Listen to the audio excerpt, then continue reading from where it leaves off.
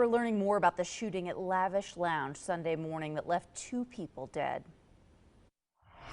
If those club owners are watching, I hope they sleep well tonight because it's their fault, 100%. That's Greenville County Sheriff Hobart Lewis vowing to bring justice to those impacted by the violence. This morning, deputies are still asking for your help to find 4 persons of interest. Take a look. Investigators believe they may be from the Atlanta area. If you have any information about them, about who they are, you're asked to call the Greenville County Sheriff's Office or Crime Stoppers at 864-23-CRIME.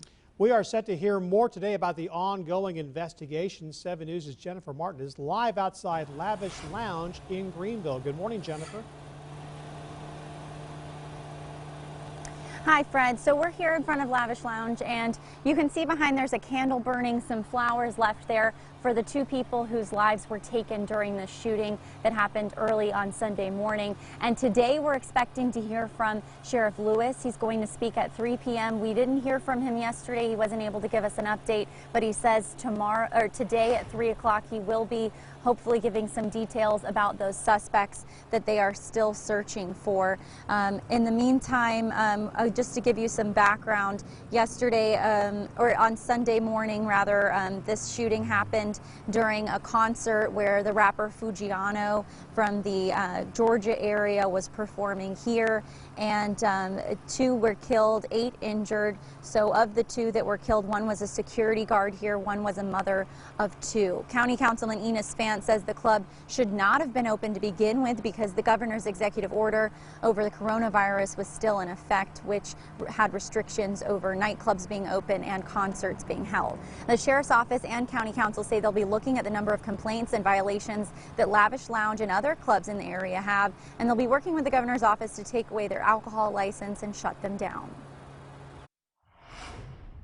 Make sure that these types of facilities are not open to the public or not open, period, and that people can go to bed at night feeling comfortable that they won't get awakened by calls at 3 or 4 o'clock in the morning about another tragedy. Also yesterday, the rapper Fujiano, who was performing here, posted on Instagram saying that the shooting was not his fault and that he had nothing to hide.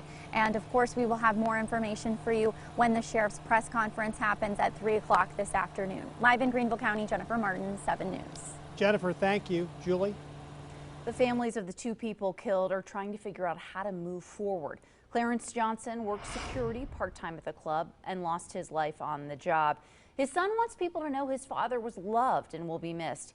And he also has a message for the person who pulled the trigger. You know, for you just to be, the videos I've seen, just to be out there carelessly shooting for whatever reason, you took an innocent person's life, somebody that was not involved in that, and that's what I want you to know. Funeral arrangements for Clarence Johnson and the other victim, 23-year-old Michaela Bell, have not yet been released. The DJ who was working inside Lavish Lounge when shots were fired talks exclusively with 7 News. Antonio Smalls says when he heard gunshots, he hit the ground quickly and called for people to go to an exit.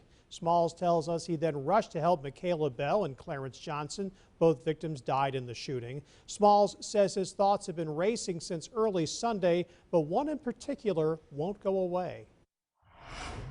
He just started fading away, like his eyes started closing on me, and I was just like kept trying to tap him and wake him up. Seeing him, you know, on the ground like that's like my brother right there, you know. I know he'll do the same for me. Smalls tells us this is not the first time he's been in a club during a shooting, but he says it was nothing like this. We will continue to follow the story, including this afternoon's news conference from the sheriff on the air and on WSPA.com. Approaching 5.